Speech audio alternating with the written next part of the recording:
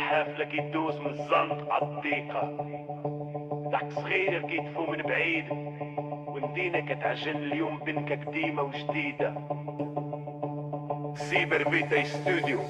رياليتي ترانسميشن صارت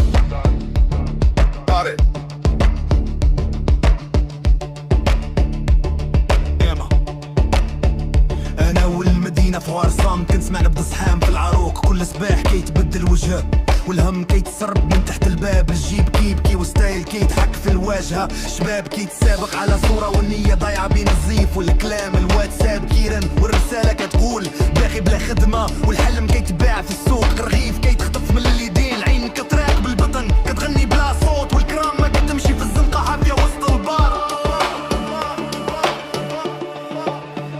لا خدمة لا رد كنغرق في هموم المجال،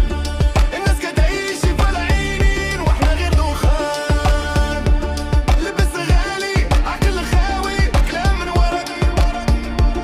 والنية ماتت باقي التمثيل بالأفق.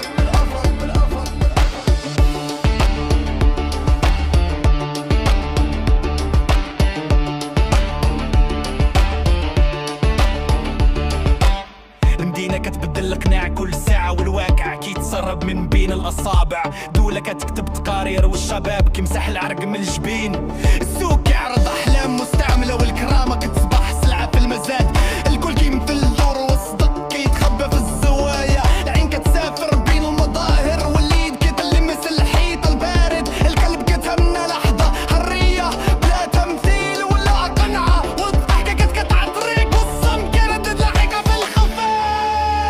لا خدمة لا رد كنغرق في هموم المجال، الناس كتعيش في العينين واحنا غير دخان، لبس غالي عقل خاوي كلام من ورق، والنية ماتت باقي التفكير بالأفق، وجدها هواي كانت زرقاء بشار، الناس كتعيش في العينين واحنا غير دخان،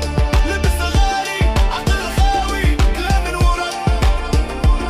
والنية ماتت باقي التفكير بالأفق.